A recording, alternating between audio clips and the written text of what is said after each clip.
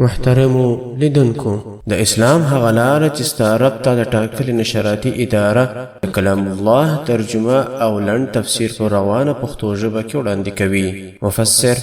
شیخ القرآن والحديث حضرت مولانا عبدالواحد واحدي دامت بركاتهم العالية.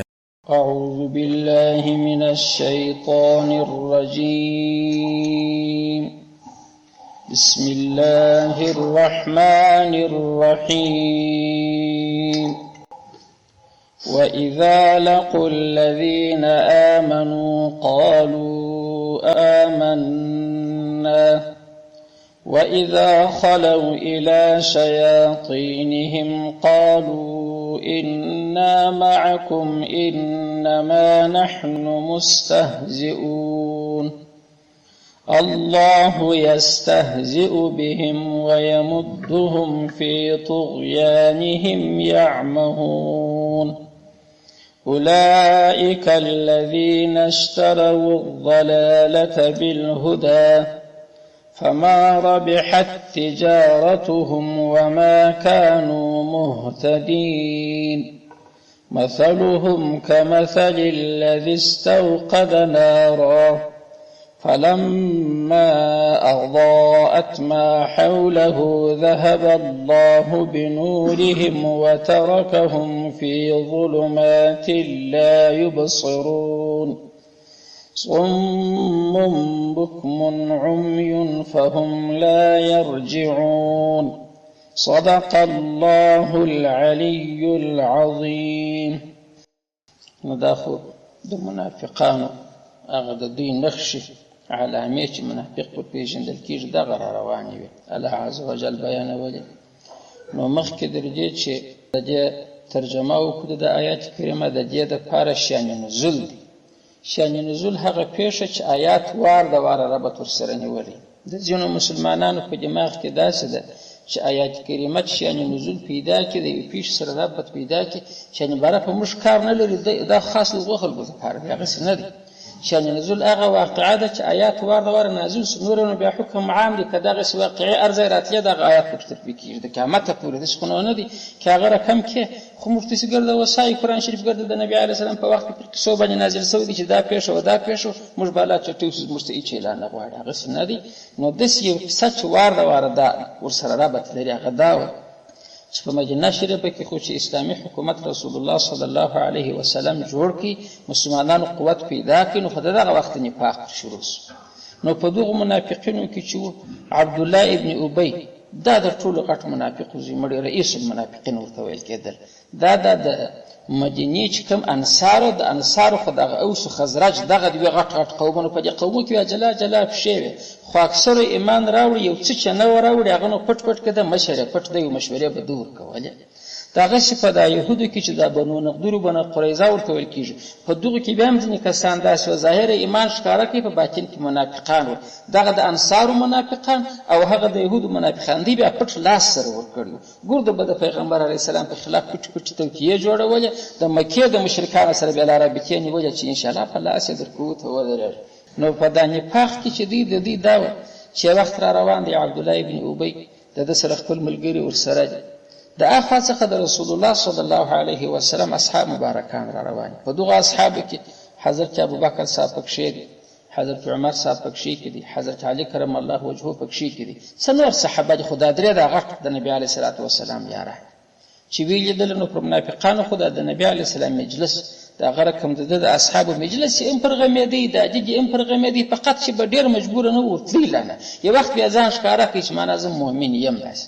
برای بیاکلان بیا راغله اوس د دې بیاکلانو سره د بیاکلانو نوم یې لا پکښېښاوه لکه هغه مخکې مو ویل چې موږ د دا بیاکلانو په رقم ایمان راوړو دلته بیا له هغه بیاکلان بیا را روان اوس به نو بیا د دې سره درېږو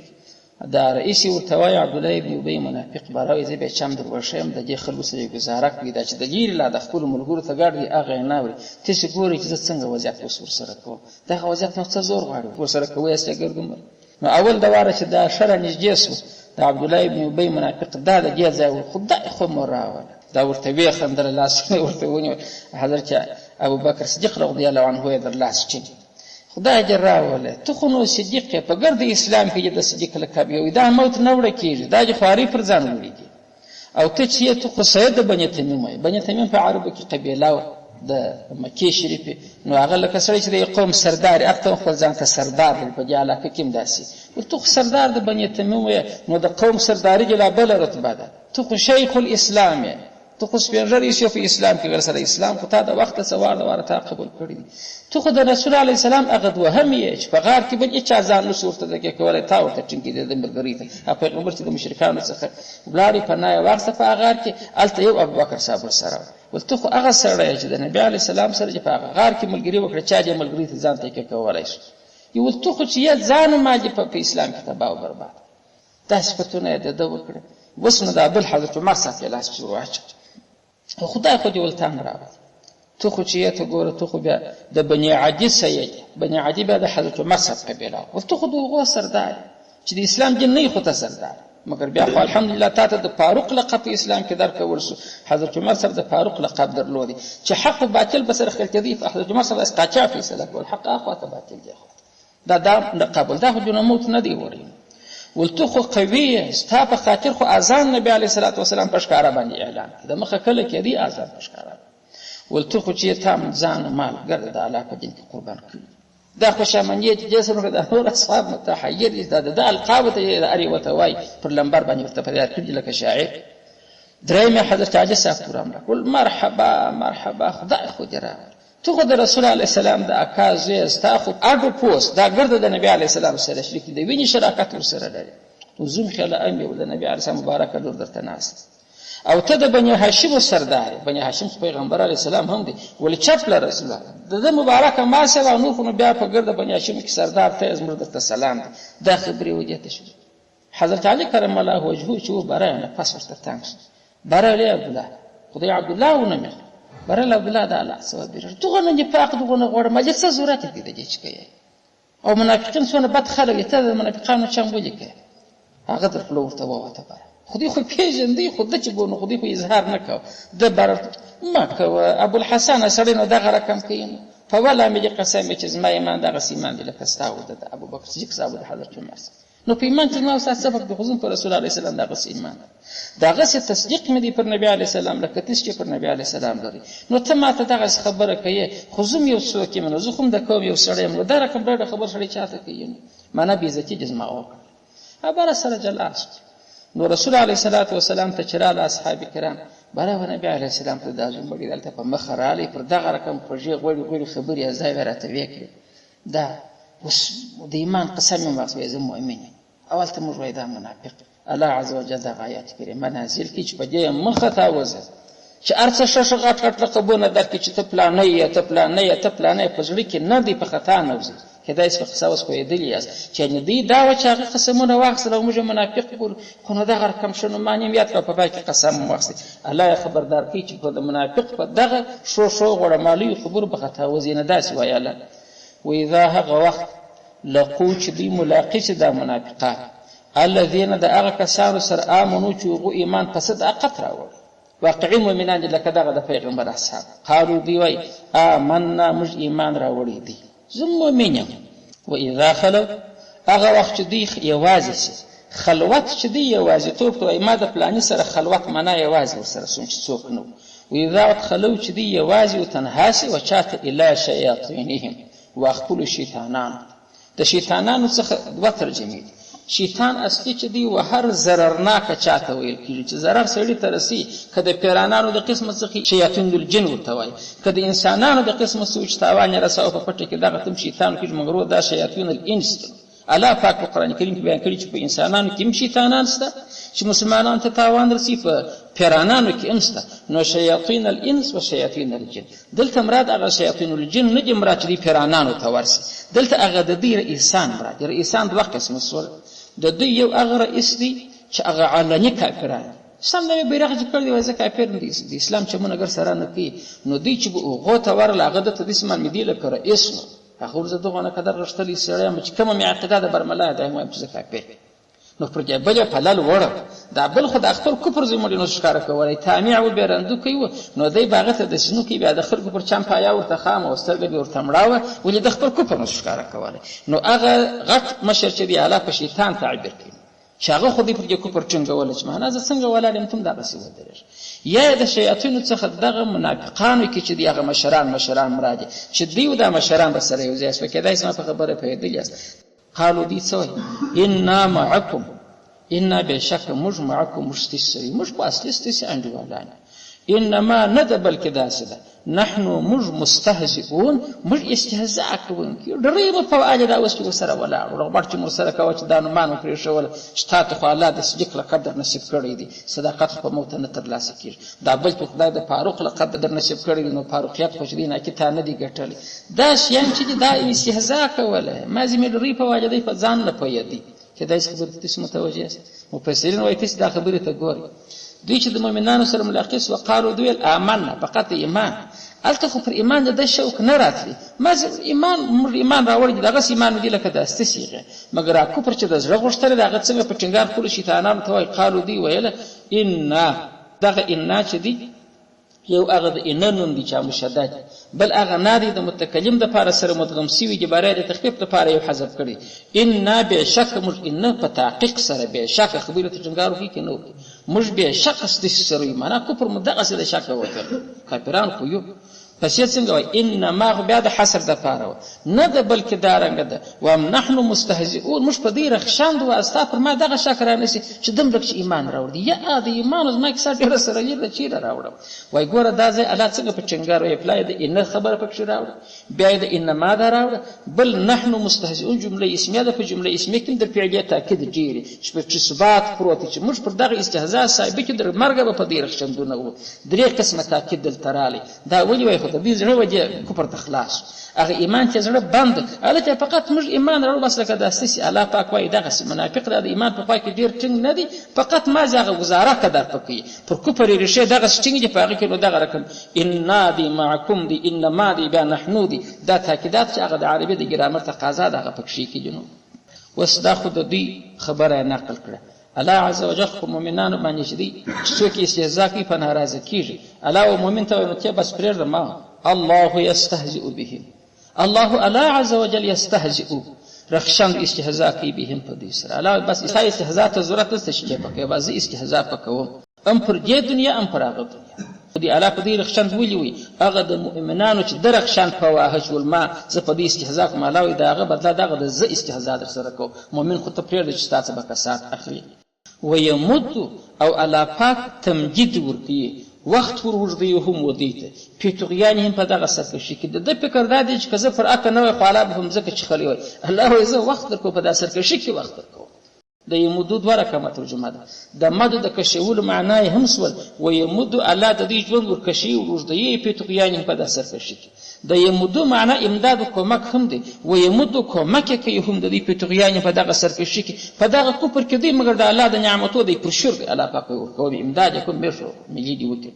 یعمهون په داسې حال کې چې دی سرګردانه. منافق په سرګردانۍ خو اخته دی، هغه چې موږ ټینشن بل په خپل زړه کې دی دغه نه ټینشن لري، خواره کوي لکه پر اور چې کباب دی ګرد عمر دی په عذاب اداره کوي. اوس دا مؤمن چې دی خو ژوند یو لاس کرار وسادي، اوس دغه تغییر دی دا یو لاس زندگی ته کوه خو اخر دی ګل خلک دا دغه شی دی د نن نور کیسې نه لري ده. او منافق خدای ډیر شی نور لري هغه پټي نو سرګرداني عمه دا سرګرداني او حیرانتیا ته ویل کیږي. یعمهون او په داس حال چې دی سرګردان او حیران دی په خپل ژوندۍ کې خوند نسبت اخستل بر په خپل ژوند نه پیږي لار ځنی ورکی. وسوال دا وریدي الله یستهزئ بهم، د استهزاء نسبت الله تعالی وکوي. استهزاء ورخشن چې دی دا اکثر د جاهل سړي کار، سړی ناپوهي. موسی علیه السلام چې خپل قوم ته ویل چې ولته چې غوا الله لکه باره د غوا په ټوټه د مړی وو هره ژوندۍ بسي باره دی ولته استهزاء ورخشن تا لیدلې د غوا په ټوټه مړی ژوندۍ کېږي. موسی علیه السلام غوا لا وی دی ولته رخشن وی. موسی علیه السلام څنګه ته باره زه جاهل یم چې رخشن وم. خدا غزا ام معلومه چې رخشن وهل د جاهل سړي کار. ته چې ګوري په دانور دنیا کې په دغه لباس کې وسولار څه چې دغه ستاژره د لنګوټه د په دغه کې تولار څه دغه دوی چې تعلیم یافته ملکونه بولي اگر چې کفار دي په ټول ښار کې تاسو سړی نه درېږي دا ته سره کوم لباس کې دی نه در باندې خو هغه خلک علم یې کړی دي چې په دا در خپل کور ته بیا رقم چې کوي هغه څه کوي چې کوم ناجده ټولنه ته یې تور لرواسه چې ار شي نو بناري چک چکی بي غلي وډک یا کوم بدر پسې دي خان صدته. نو دا استهزاء د جهل نتیجه ده. الله عز وجل څنګه وایي چې استهزاء د ناپوه سړي کار الله پاک کوي. د دې مطلب دا دی پرون هم دا جواب تېر شوی سوال و هغه دا دی چې د یو شي جواب چې هغه شی هر څه نومېدی پر دا جواب هم هغه نوم ایښودل کېږي. لکه څنګه ښه واضح مثال یې ما درته ووایه ما ویل لکه یو سړی چې تا په لغته ووایي ته دی په لغته نه وایه کرار راولاړ سې پټ هلته یو تاوان ورورسوه نو په لغته خو دې نه دی وایه تا بل تاوان ورورسوه د سره یو باچا ته دې شیطانت پکې په لاس ورله راواخلي چې دا دغسې بد سړی دی حکومت باره بیا خلکو ته وایي ما هم داسې لغته در کش کړي ولاکه په ژوند کې حادثه کړي خلکو ته ستا لغته موږ ولاکړي کله تا لغته ور وغورځول خو تا هغه د ده د لغتې جواب په بل شي ورکړي مګر خو هغه شی اوس لغته بلل کېږي که نه بلل کېږي یا د یو چکه یو څوک ووایي ته بل وخت وده ته دغسې تاوان ورسوې چې د ده دپاره خو عظیم تاوان دی مګر لاس ته نه دی وروړي مګر په مجلس کې ته څنګه وایي ما هم داسې چکه در کش کړي ولاکه بیا سترګې در روړېږي په چکه دې نه دی وارې مګر ته پر دا خپل کار چکه ولي نو موږ خو دا د چکې جواب دی دلته د دې عمل خو واقعي استهزا وه چې په مؤمن یې کول الله چې د هغې استهزا جواب ورکوي نو پر دا خپل فعل هم د چا نوم کښېښوه د استهزا کښېښوه چې زه رخشان پوهم رخشان د دوه قسمه یو رخشان چې دی هغه د دې دنیا کې هغه دا دی چې الله عز وجل وایي د ده دپاره استهزا دا ده چې ظاهره دی څنګه خوشحاله دی چا نه رسول الله علیه السلام غږ راته کوي نه مؤمنان راته کوي نه ما وژني نه مې عیال را وژني چې غنیمت راسي لا یې سم راته کښېږدي نو په خدای چې په آخرت کې مې هم قبول کړي په دغه نفاق مې ولي چې قبول کړي مګر دا د ده دپاره دوکه ده الله وایي چې دا ما چې سترګې پټې شوې د ده سره زه هغه معامله کوم لکه د ابوجهل سره چې کېږي تر هغه بلا بدترې ان المنافقین لفي الدرک الاسفل من النار قرآن دغسې وایي چې منافق به د اور په هغه لاندې درجه کې تر ابوجهل به بدترې تر ابل به بدترې نو استهزا خو دغسې وایي چې ظاهره د ده تمه پیدا شوله چې دلته ګوره دې غږ لا نه راته کړي نور هم انشاءالله ژوند خیر دی هلته به موږ ښه راسره وکړي الله وایي دا د ایمان په دوکه کېږي دی دا خپل قوت ته ګوري چې د نفاقه سره الله نعمتونه راکړي دا خپل عمر ته ګوري چې د نفاقه سره مې الله نه وژني په یو مرض په سرطان مې نه اخته کوي د دغه الله وایي د دغسې دی غلط استفاده اخلي دا لکه استهزا نو چې یو چا ته یو شی ښکاره کوي هغه بل شی ځینې یوسي بله په آخرت کې استهزا ده په حدیث کې راځي چې په ورځ د قیامت الله عز وجل ملوکو ته امر وکړي برای د منافقانو ته هم دروازه د جنت خلاصه انو مؤمنان خو په لکو په کورلو دې زغلې نه ننوځي د دې ډله هم را روانه چې دروازې ته ورنږدې شي هغه دروازه د اتومات ملایکې ورته بنده کړي د ده سره هغه کوټ د ده په تنجي و په دماغ کې نشته چې د ایمان ده چې دروازه په خپله خلاصوي چې پر ورځي یوسف علیه السلام سره د دروازو کوټ چې په لغه تېرولې چې ورتلې دروازې د ربه خپله خلاصېږي خو هغه د ده اخلاص ورسره و د مؤمن سره هغه اخلاص ورسره دروازې د جنت خلاصي دی چې ورځي هغه بندې شي خړ سي بره بیرته راولاړ شي بیا ولاړ شي بیا دروازې خلاصې د ده بیا تمه پیدا شي دا ګرد نه نوځي ما نو څوک راګرځي په دې لکونه پور وکړي موږ خو یو 15-16 نفره وي د سره پارځه کې په دغو نو کروړو کې خو نو چې دې زر نفر الاله کوي ټکی دې سیمان میر مګر چې ورسې پر یو وای دروازه باندې نشته تیرېدل استهزاء دغه د چې دی ورزغل هغه ورته بند شي وروسته ملک ورته وایي چې ته ورته درځه ته ساعت لار ولې غلطه سوه دلته چش کې چې راځي دغه په آخرت کې استهزاء ده په حدیث ثابته ده هلته دا چم ورسره کېږي بیا ورپه یادیم کې چې د مؤمن سره چې دا چمونه کول دغه د آخرت استهزاء خو استهزاء نه خو عذاب دی د هغې جواب دی هغې ته هم د استهزاء چې شور لره ورکړي نوم ورلره ورکړي چې دا خو جزا ده د استهزاء کیدای سي اسوار سیس په یاد چې پر الله باندې د استهزاء نسبت څه دي نسبت نه وایي چې دا خو د جاهلانو کار دی الله یې څه کوي دا یې مجنون هغه پرېښی دي اصلي د دوی د استهزاء او د رخشن چې د مؤمنانو سره کوي دا چې د هغه جزا ده د هغه بدله ده د استهزاء نه پرېښول سوی بېرته راځم آیت کریمه ته اولئک الذین اشتروا الضلاله دا کسان چې دي الذین دي هغه کسان دي اشتروا چې دوی رانیولې دي هغه ضلالت ګمراهي بالهدى په هدایت بازار کې سړی سودا کوي هغه شی ته ورکوي چې ستا ضرورت و هغه ته کم دی اوس موږ ته دوکاندار ته ورځو پیسې ورکړو وړه اخلو اوس خپله تا ته معلومېږي چې تا ته پیسه ډېره قیمتي شوه که وړه قیمتي شو خو دې پیسه د لاس ورکړې وړه کور ته راوړې نو خو سودا کېږي دا کفاره ولاړ شه سودا یې وکړه چې شی واخیستې دلالت یې واخیستې هدایت یې ورکړي د هدایت دته ارزښت نه دی هدایت کوه کې سمنو پیسې شوې قیمت شو او هغه دلالت هغه وکړه کې متاع و سامان شو تارانې وي نو دلته الله پاک وایي دوی دغسې بد خلک دلالت اخلي په بدل کې هدایت ورکړي که ته د ده سره نو هدایت چیرې و چې ورېږي سړی چې پیسې ورکړي خو جیب کې ورلره ورکړي نو د دوی سره هدایت و خو نه و دا اختیار چې د هدایت لارم تا ته روښانه دی، د عدالت هم د تا دا نه کوې دا اکوې، نو ګویا کې دا تا ورکړه د جیبه دې راوکښه ور دې کړه در وس کې لاندې وه، الله دې مغ در کړي و چې کار ځینې واخلي یې ځینې اخلي پر هغسې، نو ګویا کې سودا جوړه کړه دا رقم شو. دا بدلولو ته الله د اشترا نومر لره ورکړي، ولې هغه نومر لره ورکړي خو مشتري ګرد عمر په مبیعه باندې راځي، د زړه د اخلاص وړه کور ته راوړي، وشي د زړه د اخلاص راوړي، په دغه ډېر راضي دي. هغه هدایت چې دی چې سمن دی، سمن خو سی دی د خوښ دی مګر ورکوي وایي نسبت هغه ته مینو دا نه دی په کار، هغه شی مې په کار دی. الله په دغه باندې دا د ده و اختیار ته چې د هدایت پر ځای دغه غوره کوي، بدله خو دلته نه ده سوی چې هدایت ته داسې ورڅخه و چې فقط دا اختیار کړه. الله وایي دی دغونه په دلالت راځي دي لکه رانیولي چې ګر سره هغه رانیول ولا څنګه په هغه متاع باندې راځي. نو دوی هغه کسان اشتروا چې رایانې او هغه دلالت ګمرهي یعنې فرازي سو بیخي بالهدا په هدایت یې پرېښه. فما ربحت تجارته، نو سودا چې سړی کېږي ته سوداګري وایي تجارت وایي. الله وایي فما ربحت ګټه یې ونه کړه تجارتهم د دوی دغه سوداګري هېڅ ګټه یې ونه کړه. الله وایي خطا وه اصلي دغه شو دا هدایت دغه بیا راټینګ کړي وایي عدالت بیا نه اخیستلی. وما کانوا مهتدین، وما کانوا دوی نه وه مهتدین پر هدایت نه وایي. دا سوداګري و دوکانداري خپله زده کړه غواړي. ګای په خلکو ته یو کشر یې باره د هغه خوراکي خو نو دماغ کار نه کوي، دی دوکان ورته راوباسي 10 واره ورته راوباسه 10 واره تاوان کوي، خو د ده په دماغ کې الله هغه پوهې نه ده ورپټ کړې. نو باره څه پکې چې په 100 ښوونې وروښه بس دی ګټه نسي راوړی چې هدایت یې په دماغ کې نه الله وایي د ده د دماغ څخه دغه هدایت دا د تجارت طرز نه دی، تجارت دغه معنا د معنوي تجارت یادو د دې استعداد ګر سره نه چې هر څه ښه لاره ورته وښیې مګر دی بېرته غلطي وکړي د عدالت خوا اخلي دا بله نه اخلي. وما کانو او دوی نه وه مهتدین پر هدایت معنا لار پیدا کوونکي دا دوی نه وه سره استعداد نه درلودی برای خود دا غلطه سودا وکړله، اصلي شی یې ورکړي بدل شی کوم اصل شی یې واخیستي. تر دې ځایه چې منافقانو د دوی علامې خلاصې شوې ده یو څو الله پاک بیان کړی. اوس یو مثال وایي تاسې به په علومو کې یا په سکول کې یا په مدارسو کې یو شی ویلي قانون چې یو ځای کښېږدي بیا یو نمونه د مثال دپاره خامخا پېښوي چې قانون ښه په واضح شي.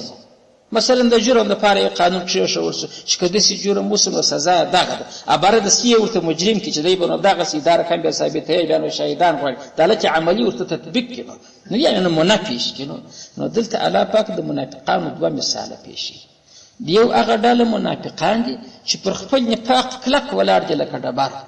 بل هغه منافقان دي چې دی متردد و مذبذب دي ګای د اسلام خواته نه کوي شوق وسي خو قبول یې نه کوي شوق یې وسي بېرته بیا ځینې داسې بس داسې کېږي. د هغه منافق چې کلک پر نفاق ولاړ دي اول یې مثال پېښي، د هغه بل دی بیا دویم. څنګه مثال الله پېښي؟ مثلهم الله وایي مثال د دوی چې دی کمثل لکه مثال و صفت و حال الذي د هغه چا استوقده چې هغه بلکې نارن اور وقود دا بلولو ته د اور کې استوقده معنا طلب د بلولو کوشش کوي خاشه ماشه سره یو ځای کې خاشه پیدا کړې ده په غره کې تاریکات د مثال په تور دی وسور بلې فلما هغه وخت اغضاءت چې روښانه کې ده اور ولید اغضاءت څنګه ده ضمیر پکښې دی مؤنث و د نار ته راځي دی نار مؤنث سماعي دی اغضاءت چې روښانه کې ده اور کوم ځای روښانه کې ما حوله د شاوخوا د ما حول ورکه مترجمه کړي طالبان یو دادی ما حول مجموعه یو نمکه ما حوله د شافریال د شاوخوا بل سره جلاک فلما وخت اغضاءت چې د اور روښانه کې ما هغه شیان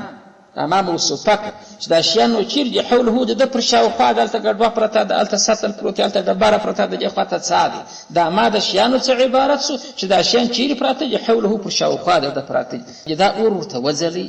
دا لمبه ورده واره پورته سي ذهب الله بنورهم ذهب تبوك الله الا پاک بنورهم په نور سره د دوی وترک پریږدهم دوی په ظلمات په تاریکی کې لا یبصرون چې هیڅ اعلان نه وي. وصلت علم سوال په آیت کریمه کې کیږي اور یو سړي بل کړي دي کډل یو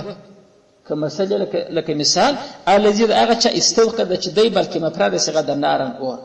فلما ها وخت اغضاءت اور روشانه کې ما هغه شان حوله چې پر شاوخوا د دغه د زمیر مفرد واغه سړي تراجید هغه چې د شان روشانه سو ذهب الله بنورهم دلته د هم زمیر تراجه کې نو ډاله دلته چیرې خو یو سړي اور بل کړی پسې په ګور چې دا اور د شاوخوا ګرد روشانه کې باران الله د دې اور ځنی است کې بارای رونا الله ختم شي اور په پرامر شي خدا دلته جامه سوالته مفرد دا اوس ډاله وکي یو سړی تل مثال لکه د هغه سړي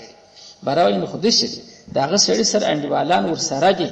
مګر خدا اور چې بری مرتسم په دغه تبلیغي جماعتو کې کڅوخت لري ک په نور سفرو قافلو کې څوخت لري خدا ور تنظیم اول د واره یو سړی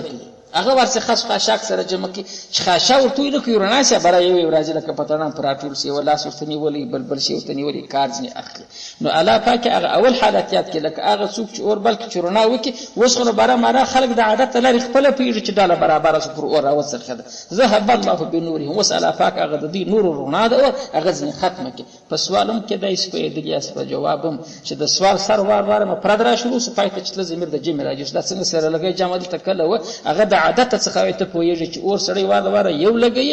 یو سړی چې اور بلکې ورسته پر اور باندې خلک راتولېږي جامه بارا پر اوت ترکیب لاسونه ورته نیولي وترک پریږدي دی په ظلمات په تاریکی کې لا یبصرون چې اچ لا بارا وي دا هغه سړی مثال دی اوس ورته چې مثال نو دلته راته تطبیق منافق دې سکي لکه هغه سړي چې اور بل کړي دي انډوالان پر اټور اور په یخ لا مرسو پر د باندې تک توره طریقه سو اچ لا نه وي وای دا مثال دواره کومه تطبیقیږي دغه منافقان چې و د یو روایت مطابق دوی چې واره رسول الله سلام مدینه ته رالی دوی واره رالی اسلام قبول کړي لکه د عام خلکو چې دغه د اوس د خزرج قبیلو قبله و دین واره کلمې ویلې ورسته چې د اسلام د اشاق احکام ته وکتل چې اوه دا خبره زکات غواړي دا خو 5 وخت المنځ غواړي او په کال کې او پلار وجم په سړي نيسي جهاد کې هم بیا دا برای منافقان سره منکر دا نفاق خو ورسته نو هغه اول چې د اسلام قبول کړي هغه لکه هغه سره ورده واره اور ولګه شر ناس ول حلال حرام پک شر شان سو حلال حرام لکه اور والاته چې هغه څه معلوم سي هغه د بره معلوم سي مثال په تور یو بل زر نه خزنده معلوم سي دیتم د حلال حرام دغه سره جلاسو چې برته منافق سو منکر سو چې دا جن حق نه دی دا نو لکه اور چې الله پاک ور مړکی شورمړ کی وس باراري چې وست منلا امن سي چې به منه خاشاق احکام یا غدرانه احکام به وژن سورړای کنه منه خو بیا دی وجنه کدر خبر دلته نبالاله دی وروند کوم سوس دغه رقم سوس دغه ځای باندې پاتې دا یو رقم تطبیق سګور هغه سړی اور چی شي هغه ول خور بل کړي د اور چیلو چې هغه ول اسلام قبول دوم تطبیق ادا دی چې دغه اور څخه چې منافق په لاس کې دي چې موږ رونه ورته کې هغه د خپل کلمات لا اله الا الله محمد رسول الله تعالی چې مؤمنیم دغه سره کستاره دا لګیږي در څه وخت تر مرګ چې دا مازه سا وخت له د اور مرسو وس افاته په د تاریخ روانه ده چې یو قدم نشي اخستره کله اس په خبره تاسو وس پوهیږئ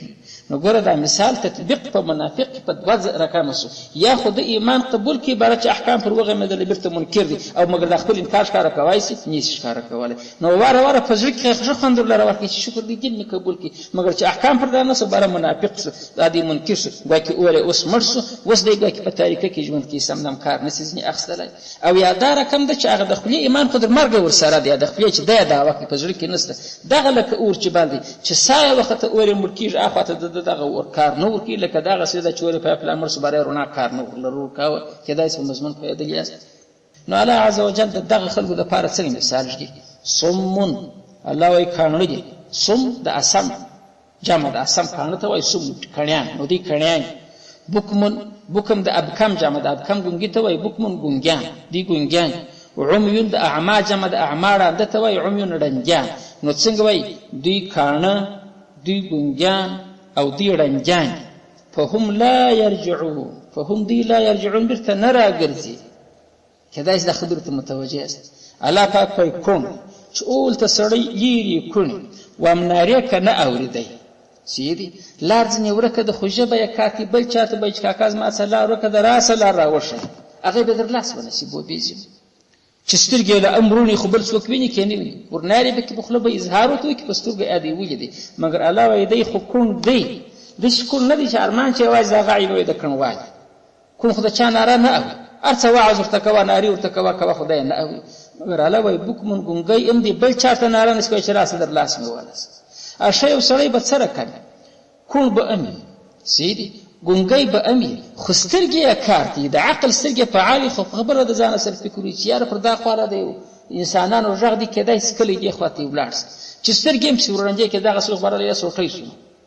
خو نه د بل نه راوړي چې کاکا دې خواته راس نه خپل نه کولای شي خلکو ته لري چې خدای پر دې لارو کده راس ازواج درې ځای پر ورس اوازم نشي کولای او سترګې هم کار نه کوي چې پر خو ولر چې د یو کلی نقش او نشانه په مخه واخلي نو درې سره دغه لار حواس چې د درې څراغ د غوږو څراغ هم ګل دي د جیب څراغ هم ګل دي او د سترګو څراغ هم ګل دي دا درې سره په باندې سول نو دغه منافق وس کوم څه د حق خبره نه اوري بکم ګونګی سو دی د حق تلاش نسي کولی الله وایي دغه رقم شی دی په زړه کې هغه مني نه دی پسې ړوند دی خپله هم حق باطل نسي سره جلا کولی نو دغه سړی چې اول ته ولاړ دی کوڼ دی ګونګی دی ړوند دی دا دلته راتلای شي استاد کاکا دلته راسه دی وایي څنګه داسې خو سترګې مې کار نه کوي نو فهم دی لا یرجعون دی رجوع نه کوي جن چې ولاکه راولې د پیغمبر علیه السلام ته هم نه ځینې ورک چې خوا په بدوه مه چې زه دا دغونه دعوت کوم او پر ده باندې اثر راولاکه کړي الله وایي فهم لا یرجعون ته خپله وظیفه سرته رسوه د ده ایمان د ده څخه تمه ته وکړه نو کېدای شي په دا مثال هم پوهېدلي یاست او د دغه مثال مطابق الله حکم پر وکړي چې د منافق مثال دغسې ګویا کې درې اپاته پر سیده دي درې اپاته دغه درې بیا تاسې په خپل ذهن کې سره وسنجوي چې پر یو چا باندې سیده یې هغه بیا هغه سم ځای ته ادرس نسي وړلی خپله تلای سي نسي تلای نه خپله د بیان دی چې چا ته هلته مې بوځه نه خپله سترګې دی چې چا ځای ور معلوم سي نه د بل ناره اوري چې هلکه دلته راسه کوڼ دی بس دغه رقمال باره لکه یو ډبره چې پرته وي نو الله په پای کې څنګه په هم لا یرجعون دی نه راګرځي پس یې نو بیا هغه دویم مثال وایي د هغه دویم قسم منافقان هغه و چې یو لږ نو کې مذبذبه دي ګای اسلام ته شوق وشي ګای بیرته ځینې پر شا سي داسې مابین ډېر وایسته کېږي دا خو هغه دی چې پر کفر ټینګ پسې ودرېدي اګر چې افلا یې په نصیب سو نو مګر په خپل کفر ټینګ ولاړ دی د اسلام دین ته بیا شوق نه کېږي نو واخر دعوانا الحمدلله